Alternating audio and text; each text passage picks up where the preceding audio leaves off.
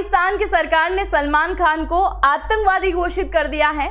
और अगर आतंकवादी घोषित किया भी है तो आखिरकार सलमान खान ने ऐसा क्या कर दिया कि इसी वजह से पूरा का पूरा पाकिस्तान ही नाराज हो गया। 27 अक्टूबर को लेकर पूरे पाकिस्तान के अंदर एक प्रकार का मातम छाया हुआ है और इस मातम की असली वजह है केवल और केवल भारत। तो आखिरकार भारत ने ऐसा क्या कर दिया कि आज के दिन पूरा का पूरा पाकिस्तान बुरी तरीके से परेशान है। अब दर्शकों, पाकिस्तान को लगा था कि वो शक्ति प्रदर्शन कर रहा है, लेकिन उससे कुछ नहीं हुआ, क्योंकि सरक्रीक पर हिंद की हुंकार है। और ये तस्वीर बताने के लिए काफी है। ये दूसरा सबूत मैं बता रहा हूं कि पाकिस्तान डर के मारे कांप रहा है, क्योंकि हिंद के वीर अब सरक्रीक पर तैयार हैं। अभिनेता सलमान खान से पाकिस्तान डर गया है। ये बड़ी खबर, बलूचिस्तान को अलग देश बताने पर एक्शन। पाकिस्तान में सलमान खान आतंकी घोषित हुआ है तो पाकिस्तान सरकार ने अपनी चौथी अनुसूची में नाम डाल दिया है। बड़ी खबर, बलूचिस्तान को अलग देश बनाने पर एक्शन हो रहा है और अभिनेता सलमान खान से पाकिस्तान इस वक्त डरा हुआ है। जिस तरह से बलूचिस्तान को अलग देश बताने पर एक्शन हो रहा है, पाकिस्तान में सलमान खान को आतंकी घोषित कर दिया गया है। So many people from our countries have come here. There are people from Balochistan, there are people from Afghanistan, there are people from Pakistan. Everyone is working here. और ज्यादा जानकारी के लिए बात करेंगे संवाददाता रमन सैनी का। रमन, देखिए तो यहाँ पर सीधे तौर पर बलूचिस्तान को सलमान खान ने एक अलग देश बता दिया था, जिस तरह से वो अपनी बात रख रहे थे। ऐसे में पाकिस्तान को मिर्ची लगी है और उन्होंने सलमान खान को ही आतंकी घोषित कर दिया है। जी हाँ, बिल्कुल गीतू, देखिए जिस तरीके से पाकिस्तान ने एक माफ कीजिएगा, सलमान खान ने एक कार्यक्रम के दौरान में ये कहा कि बॉलीवुड हो या फिर टॉलीवुड हो या जिस तरीके से तमिल फिल्म इंडस्ट्री है, तेलुगु फिल्म इंडस्ट्री है, वहाँ पर बहुत सारे लोग जो हैं वो जो पीपल ऑफ अफगानिस्तान है, पीपल ऑफ बलूचिस्तान है, पीपल ऑफ पाकिस्तान से हैं, वो लोग उस तरह की फिल्मों को देखना पसंद भी करते हैं और उनमें काम करना भी पसंद करते हैं। तो जो उन्होंने पीपल ऑफ बलूचिस्तान और पीपल ऑफ पाकिस्तान को अलग अलग दर्शाने की कोशिश की, यही जो है वो कहीं ना कहीं पाकिस्तान को लगी और पाकिस्तान को हर एक चीज में अब साजिश नजर आती है और उनको लगता है कि कहीं ना कहीं भारत उनके खिलाफ कोई ऐसी कार्रवाई कर रहा है जिससे बलूचिस्तान और खैबर पख्तूनख्वा और पीओके का इलाका जो है वो पाकिस्तान से कट जाए और उसमें उसकी जो कोशिश, इसी कोशिश को नाकाम बनाने के लिए पाकिस्तान की तरफ से अब ये एक कदम उठाया गया है और बाकायदा जो गवर्नमेंट ऑफ बलूचिस्तान है, जो पाकिस्तान की ही गवर्नमेंट है, उसकी तरफ से एक नोटिफिकेशन जारी किया गया है और सलमान खान को 4th शेड्यूल के अंदर शामिल कर दिया गया है। मैं आपको बता दूं, पाकिस्तान के अंदर 4th शेड्यूल को उन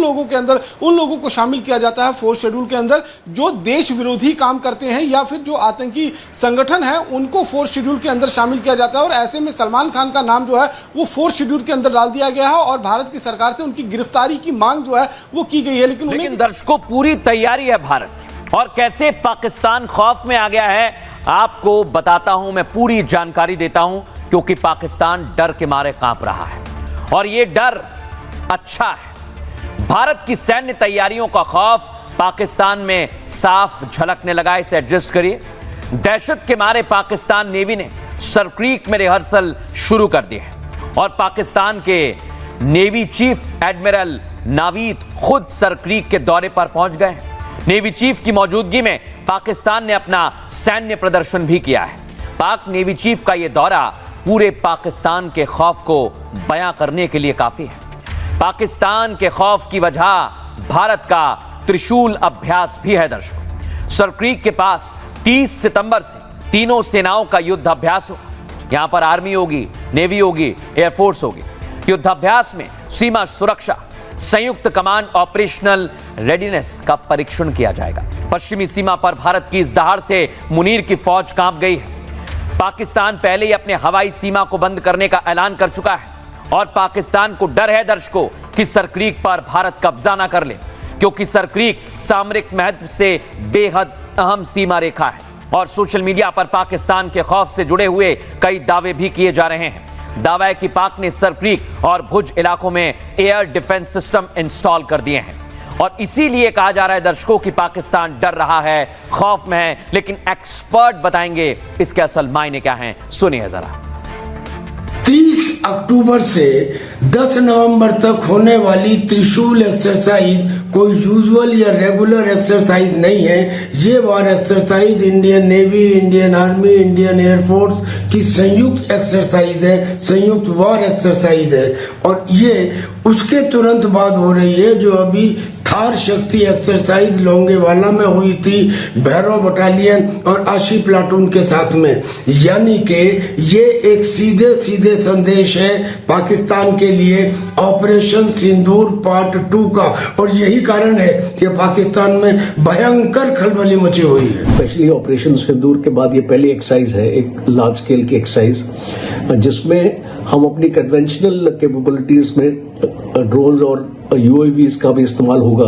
बहुत ही अहम भारत के लिए एक टेस्टिंग ग्राउंड है कि हम अपनी वॉर फाइटिंग कैपेबिलिटी को टेस्ट कर सकें और हम इसको देख सकें कि उसकी कैपेबिलिटी क्या रहती है। कई बार एक्सरसाइज होते होते वॉर भी छिड़ जाती है, तो पाकिस्तान भी अपना प्रीएम्प्टिव अपना मेजर्स ले रहा है, अपने डिफेंस को भी वो उसको वहां पे उसने एक्टिवेट कर दिया हाई अलर्ट पर। और पाकिस्तान ने भी अपनी तरफ से नोटिस भी जारी किया है कि कोई भी सिविल फ्लाइट्स वहां पे नहीं आएंगी, जिस दौरान इंडिया का नोटम जारी रहेगा। उनको यूनुस ने किताब गिफ्ट की, आर्ट ऑफ ट्रायम्फ।